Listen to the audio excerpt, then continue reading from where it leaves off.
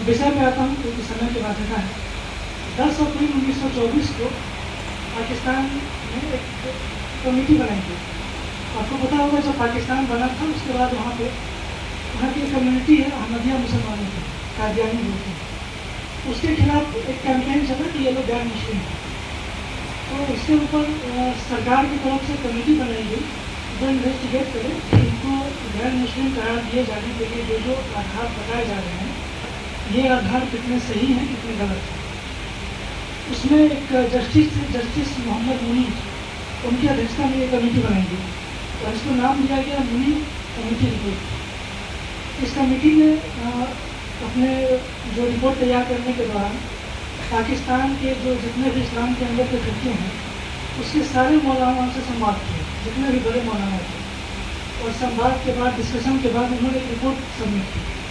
उस रिपोर्ट का जो सार था उसमें उन्होंने कहा कि अहमदिया मुसलमान है या नहीं इसको इन्वेस्टिगेट करने के लिए जो मैंने सारी इंक्वायरी की है और मैंने इस्लाम के लगभग 73 फिरकों के सारे उलमाओं से बात की और उसके बाद मैं इस नतीजे पर पहुँचा हूँ कि पाकिस्तान में कोई भी मुसलमान ही नहीं है, क्योंकि एक फिरके के मौलाना ने अपने अलावा बाकी 72 को गैर मुस्लिम करार दिया है। ये उनकी फाइंडिंग थी उस रिपोर्ट के बाद। इसके बाद पाकिस्तान में फिर भी जो सरकार चाहती थी, जो मौलाना वर्ग चाहता था, अहमदिया लोगों को गैर मुस्लिम करार दे दिया गया और उनके ऊपर जो अत्याचार हुए हैं आप लोग गूगल पे देख सकते हैं। उनकी जो पॉपुलेशन वो पाकिस्तान के अंदर 0.कुछ% है, लेकिन उनके अंदर लिटरेसी रेट लगभग 100% है, तो सबसे ज़्यादा पढ़ी लिखी कम्युनिटी है। लेकिन सबसे ज़्यादा अत्याचार उनके ऊपर दुनिया भर में हो रहे हैं। पहले पाकिस्तान में हुआ, इंडोनेशिया में हुआ, बांग्लादेश में हुआ, अपने देश में हुआ। लेकिन इसके बावजूद जब आप किसी अहमदिया मुसलमान से मिलेंगे, किसी कादियानी से मिलेंगे, मैं उनके संगठन से जुड़ा हुआ था, उनके अंदर इस्लाम को लेकर ज़रा भी ये भाव नहीं है कि मुझे इस्लाम को फॉलो करने के कारण मेरे ऊपर अत्याचार होता है। वो ये मानते हैं कि जो लोग मेरे ऊपर अत्याचार कर रहे हैं they are not the true followers of Islam. वो लोग इस्लाम की गलत शिक्षाओं को मानने के चलते मेरे साथ अत्याचार करते हैं। मेरे मजहब की तालीम बिल्कुल भी ऐसी नहीं है और इस विश्वास के साथ कादियानी जो लोग हैं वो इस्लाम का प्रचार दुनिया भर में करते हैं।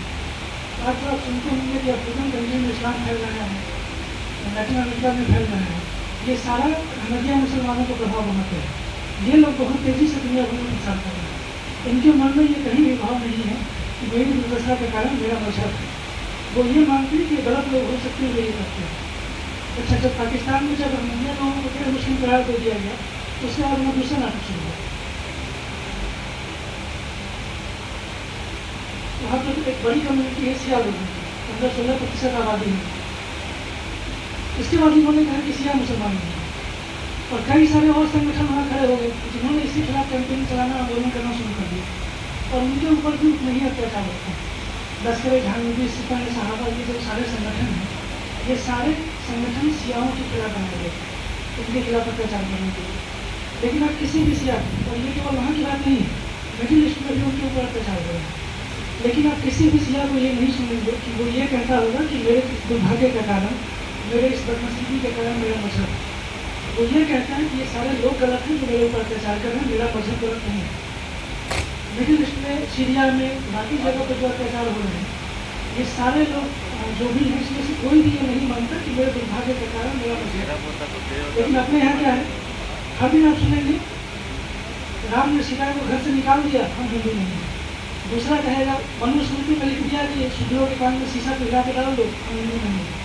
तीसरे में लिख दिया कि मंदिर में जाने का अधिकार तुमको नहीं है, अगर फिर में हम हिंदू नहीं हैं। अपने यहाँ ये सोच बन गई कि हमारे हर दुर्भाग्य के कारण, हमारा जो भी अधिकार छीना जा रहा है इसका कारण, हमारी बदनसीबी का कारण, हमारी सामाजिक आर्थिक बदहाली का कारण हिंदू धर्म है।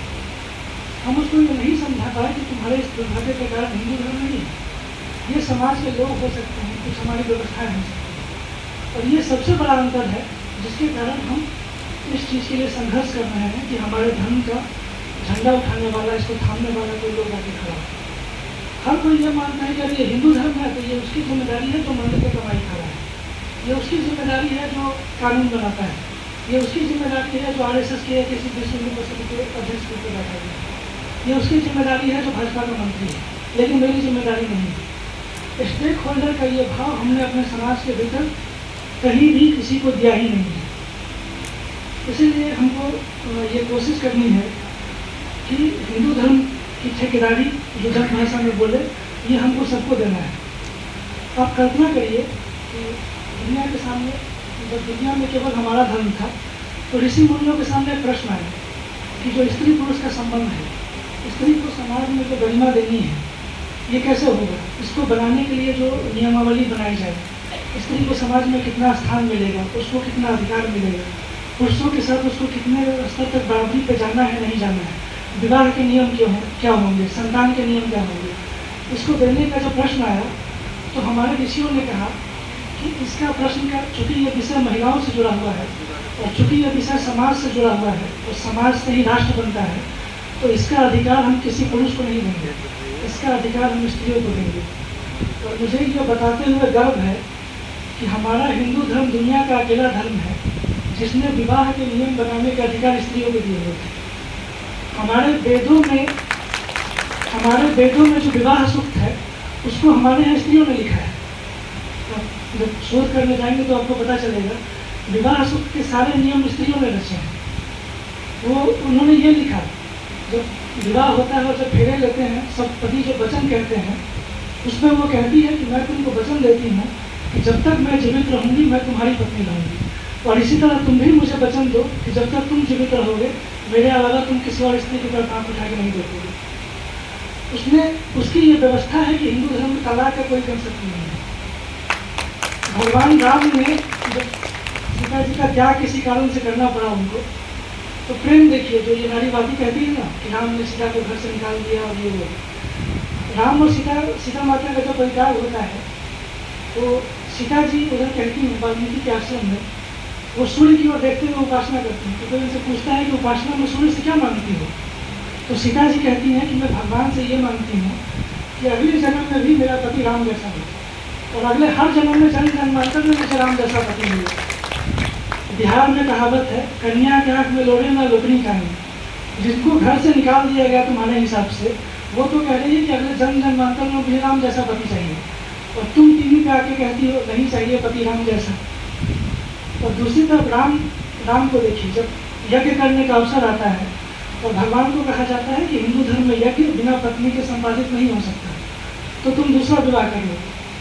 तो राम कहते हैं कि मैं दूसरा विवाह नहीं करूँगा, और सोने की सीता जी की प्रतिमा बनाई जाती है और उनको बगल में बिठा के राम यज्ञ कर उनको संपादित करते हैं। यह सुंदर व्यवस्था इसलिए थी क्योंकि विवाह की सारी प्रक्रिया हमारे यहाँ स्त्रियों ने रची है, और हम दुनिया को ये बता नहीं पाते हैं। वुमेन्स राइट्स इन इस्लाम, वुमेन्स राइट्स इन जुडाइज्म, ये सारे के ऊपर डिस्कोर्स चलते हैं दुनिया भर में। हमारी लड़की उनके यहाँ जा रही है कि हमारे यहाँ तो फ्रीडम नहीं है, संघवाद से आज़ादी, ब्राह्मणवाद से आज़ादी, नारीवाद से आज़ादी, ये सारे नारे लगते हैं, और हम अपनी बच्ची को नहीं बता पाते हैं कि विवाह के सारे अधिकार तो हमने तुमको बनाने के लिए दिए हुए हैं। दुनिया में दीपांशु भाई कनाडा से हैं, कई लोग बाहर से होंगे। दुनिया का कोई भी प्रगतिशील देश ऐसा नहीं है जिसमें कोई स्त्री पुरुष मिले, कोई लड़का लड़की मिलता है और उन्होंने आपस में विवाह कर लिया है।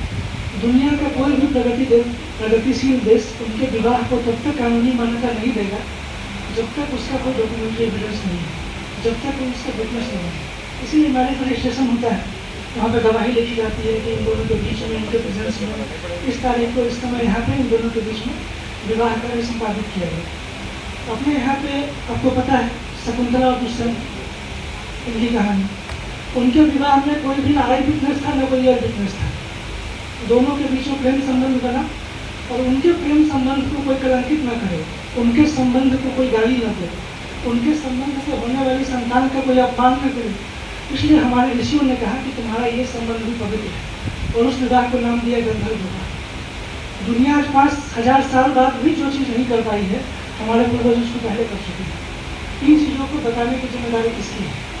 इसलिए हमारे हिंदू धर्म के स्टेक होल्डर हमारी नारी है, हमारी माताएं हैं। हिंदू धर्म की स्टेक होल्डर हमारी वो नानी है जो हमको बताती है कि चींटी को मत मारो, जो हमको बताती है कि तुम्हारे दरवाजे पे कोई भिखारी आता है उसको खाली हाथ नहीं जाने देना है। हमारे हिंदू धर्म की स्टेक होल्डर हमारी वो दादी नानी है जो पूरे गांव को एक आत्मीय संबंध से जोड़ रखते हैं।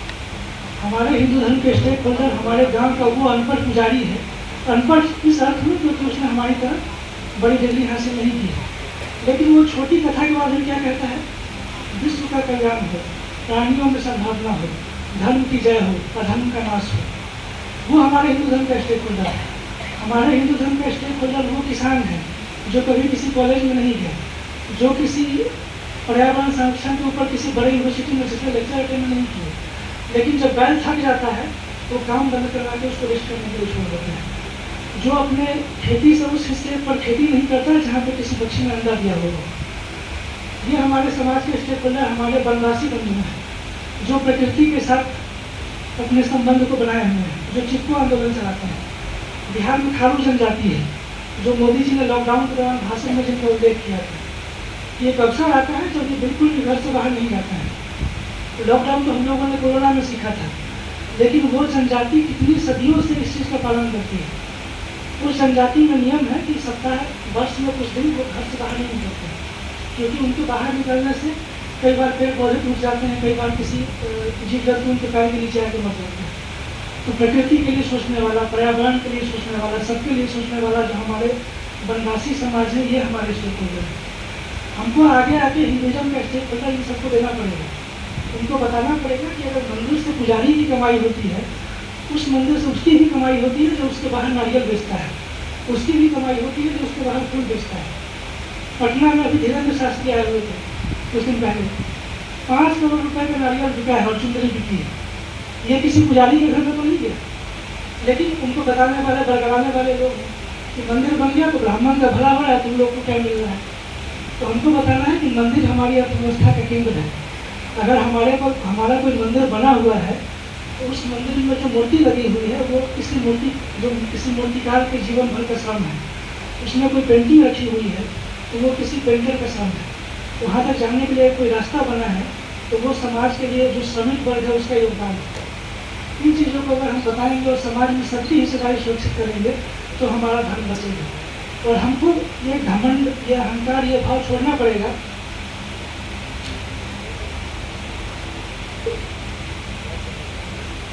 हमको ये घमंड छोड़ना पड़ेगा कि हिंदू धर्म अकेली बड़ी जिम्मेदारी है, हर एक को दीजिए।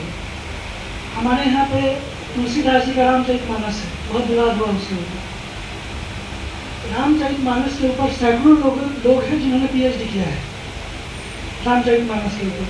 और गांव में आप जाएंगे तो उससे 3 गुने लोग अधिक मिलेंगे जो एक चौपाई के ऊपर आपको सारा दिन उसकी व्याख्या कर सकते हैं। तो हमको तो उनको बताना है कि जिस रामचरितमानस को करके लोग PhD की डिग्री ले रहे हैं, वो रामचरित तो सुनने में मुझे तुमसे अधिक आनंद मिलता है, तो तुमसे बड़ा हिंदू धर्म का प्रचारक कौन है। इन चीज़ों को हम आम करेंगे क्योंकि ज़रूरत इसी की है। हमारे समाज के एक बड़े वर्ग में ये धारणा बैठ गई है कि हिंदू धर्म कुछ लोगों की जिम्मेदारी है, ये लोग चलाएं, ये भाड़ में जाए, इनका है, हमको इससे लेना देना नहीं है। हर तीसरे दिन एक आंदोलन शुरू हो जाता है। इसलिए आगे कहिए कि हमको कोई शौक नहीं है। तुम वनवासी हो, तुम जनजाति हो, तुम किसान हो, तुम हमारी दादी नानी हो, तुम हमारे पड़ोसी हो। गांव का जो नट है, जो गांव में हमारे घर आता था, वो गांव में मेरे दादा, मुझे पूछिए, मुझे अपनी 3 पीढ़ी से ऊपर का नाम नहीं पता है, लेकिन जो नट साल में एक बार आता था वो मेरे 15 पुस्तक का नाम गीत के रूप में गा के बताता था। तो मेरे लिए तो हिंदू धर्म को समझने वाला वो है जो मुझे आके बता रहे हैं कि तुम्हारी जड़ यहाँ पर। वो आके आसपास से 50 गाँव का नाम बताता था, मुझे मेरे गाँव के बगल के 2 गाँव का नाम नहीं पता है। ऐसे सारे लोगों का सम्मान करिए, ऐसे सारे लोगों को लेके आइए, उनको कहिए। जो भी कहता है कि हिंदू धर्म तो तुम्हारे मठ मंदिर से तुमको फायदा, हमको क्या है, उसको भैया कि तुम संभालो, हम लोगों ने बहुत दिन संभाल दिया, तुम संभालो, हम तुम्हारे पीछे चलने के लिए तैयार हैं। ये जिस दिन हम लोग करना शुरू कर दिए, हमारा सारा संकट खत्म हो गया। और मैं 2 लाइन में अपनी बात समाप्त करूँगा। सोशल मीडिया पे हम हैं, भूपेंद्र जी हैं, दीपांशु भाई हैं और कुछ मित्र हैं। हम लोगों ने जानबूझ के बार बार ये सब चर्चा में लाया है, स्टेक होल्डर्स ऑफ हिंदू धर्म और essence of Hindutva. Essence of Hindutva इसलिए क्योंकि कई बार हम अपनी बच्चियों को हनुमान चालीसा पढ़ लो, ये मंत्र याद कर लो, स्नान मंत्र याद कर लो, भोजन मंत्र याद कर लो, ये सारा याद कराते हैं। वो सुबह में 2 घंटा पूजा भी करती है, लेकिन जब वो कॉलेज में जाती है और जब उसको अलग अलग मजहब के लोग मिलते हैं और जब वो उसकी ब्रेनवॉशिंग शुरू करते हैं, जो आपने फिल्म में देखा होगा अभी, उसके बाद उसके पास कोई जवाब नहीं बचता है। वो बस उसको इतना ही सिखाता है कि ये पूजा तो तुम कर रही हो, बहुत अच्छी बात है, लेकिन ये पूजा तुम गलत ईश्वर की कर रही हो, तुमको इसकी पूजा नहीं करनी है, इसकी पूजा करनी है। इसलिए आप उसको सारे कर्मकांड सिखाएं, सारे पूजा पाठ सिखाएं, लेकिन उसके हिंदू होने का अर्थ क्या है, हिंदू होने के नाते उसके ऊपर क्या जिम्मेदारी है, ईश्वर ने उसको हिंदू बनाया है तो क्यों बनाया है। उसका हिंदू रहना मानवता के लिए, प्रकृति के लिए, मानव जाति के लिए, विश्व शांति के लिए, सद्भाव के लिए, विश्व में हर एक पूजा पद्धति के समादर के लिए क्यों जरूरी है। जब तक आप उसको नहीं समझाएंगे तो आप उसको कांड सिखाते रह जाएंगे। तो आज तो जितनी बड़ी पुजारी है, कल को जाकर उतनी बड़ी नमाज पढ़ने वाली बनेगी, कल वो उतने अधिक चर्च में जाने वाली बनेगी। तो जो लोग भी कन्वर्ट हुई, जो भी लड़कियाँ कन्वर्ट हुई हैं, उनका केस स्टडी करेंगे, वो सारी की सारी अपने पूर्व के जीवन में बहुत ज़्यादा राजनीति थी। बस उसने उसका डायरेक्शन चेंज कर दिया कि तुम गलत ईश्वर को न मान के सही ईश्वर को मानो, बस इतना ही करना है। उसको बचपन से समझाइए कि बेटे तुम हिंदू इसलिए हो क्योंकि प्रकृति चाहता है कि हिंदू रहेगा तो सांप भी बचेगा, क्योंकि हमारे यहाँ पे आस्तिक और जन्मेजय के सर्प यज्ञ का कहानी है।